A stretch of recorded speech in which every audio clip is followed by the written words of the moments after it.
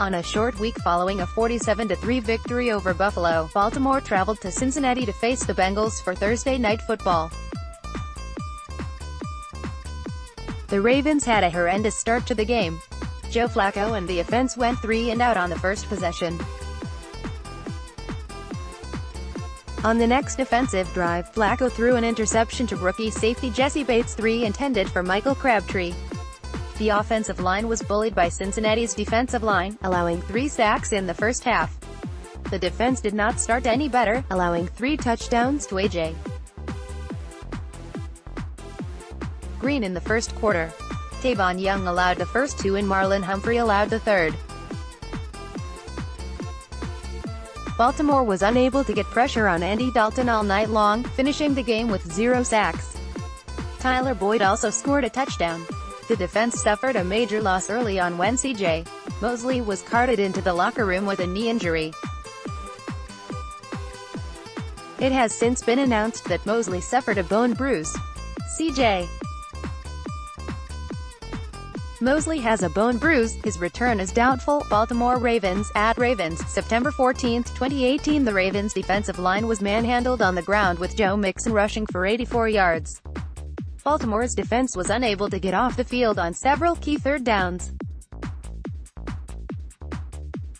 Dalton had very little pressure and was able to stand in the pocket and deliver passes. Dalton finished the game 24-40 seconds for 265 yards and 4 touchdowns.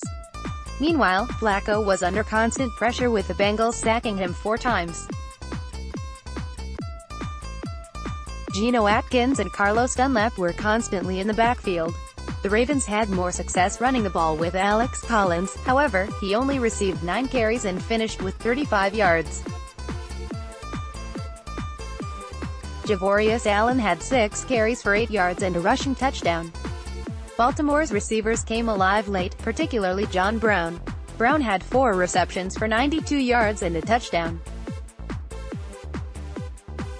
Crabtree finished with 5 catches for 56 yards and Willie Snead with 5 catches for 54 yards. Rookie tight end Mark Andrews scored his first touchdown. Flacco was able to rally late, throwing for 2 touchdowns. A tip pass from Dunlap led to an untimely interception late in the game, however.